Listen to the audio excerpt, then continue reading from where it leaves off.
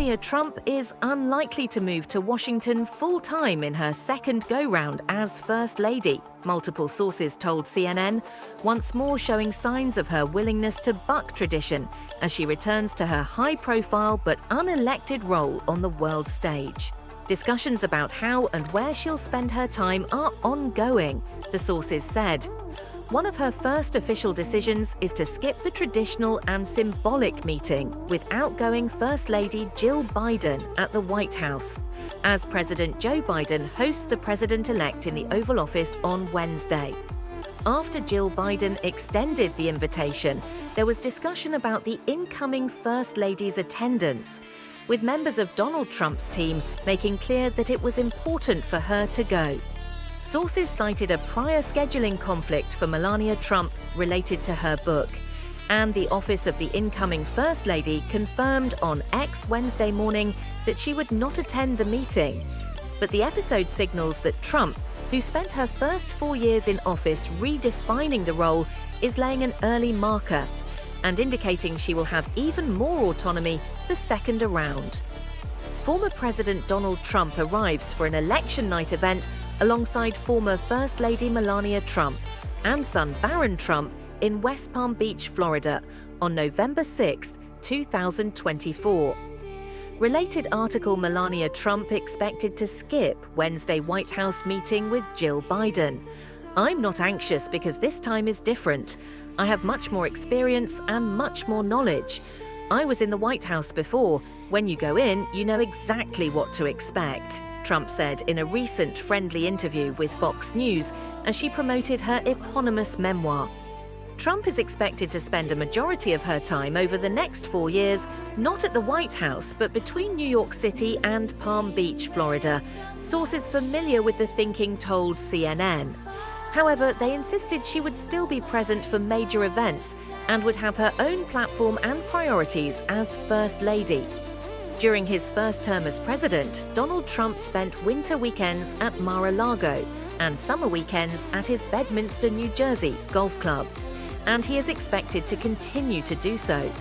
The Bidens have similarly spent significant time at the family's Delaware homes, though the White House has been both Joe and Jill Biden's primary residence on weekdays for the past 4 years. Melania Trump has developed a life and circle of friends in Florida over the past 4 years and is likely to continue spend a lot of her time there, sources said. After the 2016 election, Trump delayed her move to Washington, opting to move into the White House months after the inauguration as son Barron, then 10, finished the school year. Barron Trump, now 18, is attending New York University. Sources suggested the incoming First Lady would also spend a significant amount of time at Trump Tower in New York to be close to her son Barron. She was seen in the city Sunday, returning with him from Florida aboard the president-elect's private plane. "I could not say I'm an empty nester. I don't feel that way," Melania Trump told Fox News' Ainsley Earhart last month. "It was his decision to come here, that he wants to be in New York, study in New York, and live in his home, and I respect that. He's enjoying his college days. I hope he will have a great experience because his life is very different than any other 18, 19-year-old child," she said. The prospect of a First Lady declining to live full-time at the White House offers a remarkable break in precedent, but should not be surprising to those who have long observed Melania Trump. Republican presidential nominee and former U.S. President Donald Trump takes the stage for his election night rally at the Palm Beach County Convention Center in West Palm Beach, Florida, U.S., November 6, 2024. She has carte blanche. She can be as active in the East Wing or as inactive as she cares to be, said Kate Bennett, a former CNN White House correspondent who chronicled Melania Trump's first tenure and the author of Free Melania. Trump telegraphed those plans in the difference between how she participated in the 2024 election versus her husband's first 2 runs, when she was more active on the campaign trail. This time around, she was largely absent, attending only his announcement that he was running for re-election. his October Madison Square Garden rally, where she delivered brief remarks, and his election night party in West Palm Beach. Her preference, sources familiar with her thinking said, is not to be publicly involved, and there is no internal backlash among the president-elect's team. Sources often cite her as a constant voice in her husband's ear, giving him advice. One source said they heard her give him a pep talk before a CNN town hall, while another said she weighed in before his June debate against President Biden. As First Lady, Trump kept a relatively low profile, but reveled in the pomp and circumstance of the office, hosting the spouses of world leaders and taking special care with state visits and holiday celebrations. She employed a skeletal East Wing team compared with her modern predecessors, with about a dozen staffers. In May 2018, she unveiled a platform high on hopes and short on execution, titled Be Best. The three-pillared program aimed to tackle children's well-being, the opioid crisis impact on kids and families, and online behavior, a pillar seemingly at odds with the then-president's social media bullying. Trump has indicated interest in reinvigorating her Be Best platform and suggested she could take on new issues. Children are suffering. We need to help them and educate them, she told Fox News last month, providing no further details. Bennett questioned whether Trump might streamline the platform in her second term. Does she bring back Be Best in a way that offers more clarity to what it is? It was an incredibly broad and, at times, convoluted platform. I would be curious to see, is it streamlined? Does it focus on one or two things? And then I'm curious to see whether she fleshes out her East Wing staff to include a more robust policy agenda, she said.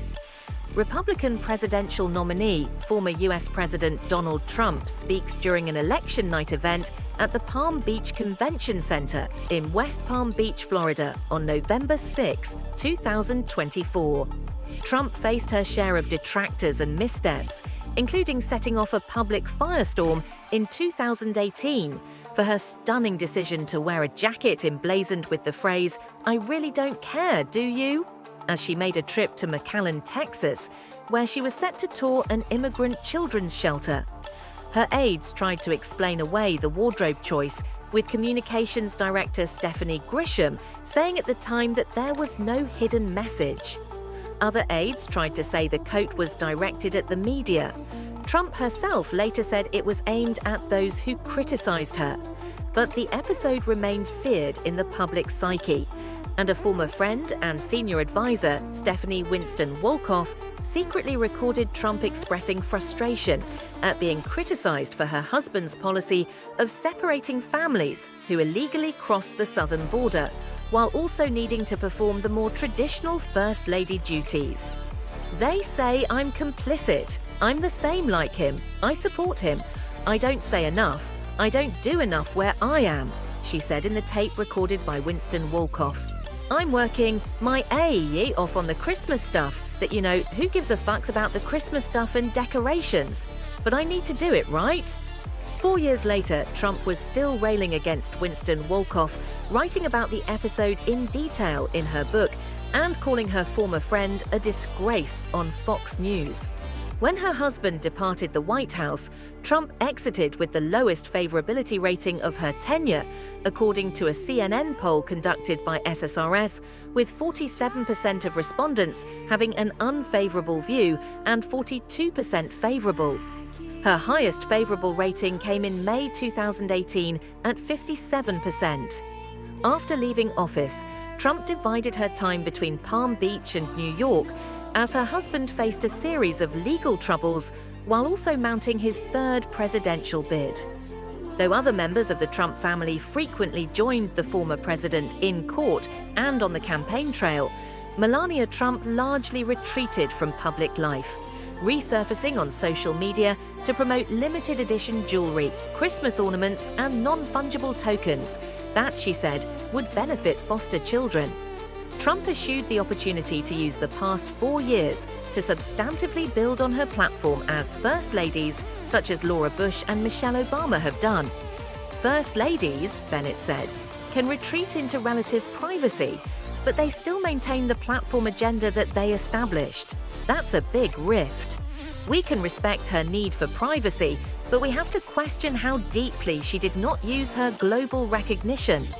She added, "The missed opportunity of this period between her tenure in the White House has been the lack of a continuing platform or policy agenda that most First Ladies build on." Last year, Trump surprised some by making a rare former First Lady appearance at the funeral of Rosalind Carter. Sources close to her said her decision was made in part to quash the media cycle she believed would occur if she did not appear with other former First Ladies at the event. Trump spoke at a pair of political fundraisers this year for the Log Cabin Republicans, receiving a six-figure paycheck for one of the appearances, a highly unusual move. In the hours after the July assassination attempt on her husband, Trump spoke out,